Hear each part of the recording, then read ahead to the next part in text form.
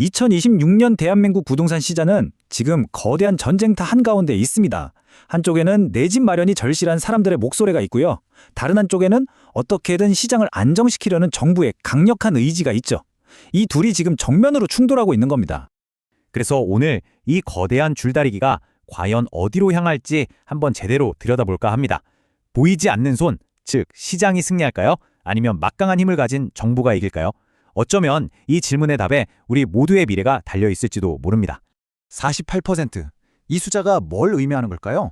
이게 바로 작년 대비 올해 서울에 새로 지어질 아파트 공급량의 거의 반 토막 났다는 아주 충격적인 신호입니다. 앞으로 닥쳐올 혼란의 시작을 알리는 숫자라고 할 수 있겠죠?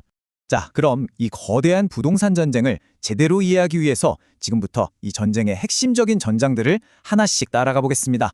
혼돈에 빠진 시장 상황부터 시작해서 공급 절벽의 원인, 정부의 반격, 그리고 운명의 날인 5월 9일까지 함께 가보시죠.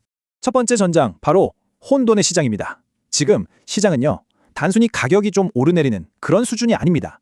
정부가 내놓는 정책과 보이지 않는 시장의 힘이 서로를 밀어내면서 충돌하는, 말 그대로 예측 불가능한 혼돈 그 자체라고 볼 수 있습니다.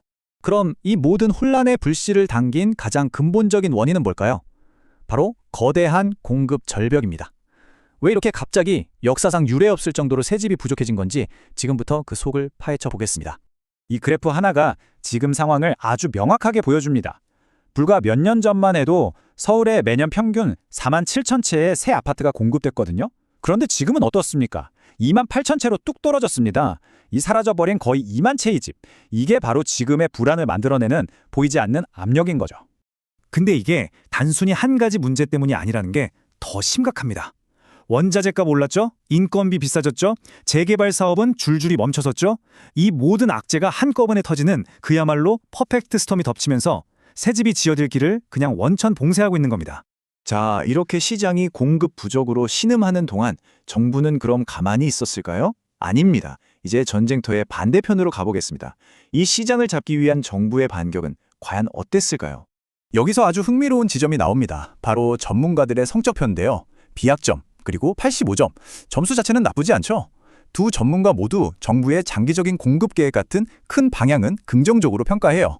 하지만 공통적으로 이런 질문을 던집니다. 과연 그 정책들이 당장 발등에 떨어진 불을 끌 수 있느냐? 뿌리 깊은 시장의 힘 앞에서 정부의 전략이 과연 통할 것인가? 여기에 대해서는 물음표를 던지는 거죠. 이 비유가 지금의 핵심 논쟁을 정말 잘 보여줍니다. 나그네의 옷을 벗기려면 어떻게 해야 할까요? 차가운 바람을 불어서 억지로 벗게 만들 것인가? 아니면 따뜻한 햇볕을 쬐어서 스스로 벗게 만들 것인가? 즉, 다주택자들에게 세금이라는 채찍을 휘두를 것인가? 아니면 인센티브라는 당근을 줄 것인가의 문제죠. 그리고 이 모든 정부와 시장의 갈등, 이 힘겨루기가 마침내 하나의 날짜로 모아집니다. 갈등이 최고조에 달하는 결정의 날, 피할 수 없는 마감 시한이 코앞으로 다가오고 있습니다. 게임의 규칙은 이렇습니다. 다주택자들에게 주어진 마지막 탈출구라고 할 수 있죠. 5월 9일까지 무조건 계약서에 도장을 찍어야 하고 정해진 기간 안에 잔금 치르고 등기까지 맞춰야 합니다. 이걸 못하면 어마어마한 세금 폭탄을 맞게 되는 거죠. 시간은 계속 뚝딱이고 있습니다. 바로 여기서 정부의 가장 큰 도박이 시작됩니다. 만약 집주인들이 에라 모르겠다, 그냥 세금 내고 버티자, 이렇게 마음을 먹으면 어떻게 될까요? 시장에 나와 있던 매물들이 순식간에 사라지는 이른바 매물잠김 현상이 벌어집니다. 그럼 가뜩이나 심각한 공급 위기는 정말 걷잡을 수 없는 재앙이 될 수도 있습니다. 자, 이렇게 정부와 시장이 거대한 싸움을 벌이는 동안 그 한가운데 있는 우리 같은 평범한 사람들은 어떻게 될까요? 이 혼돈 속에서 과연 누가 웃고 또 누가 울게 될지 그 승자와 패자를 한번 살펴보겠습니다.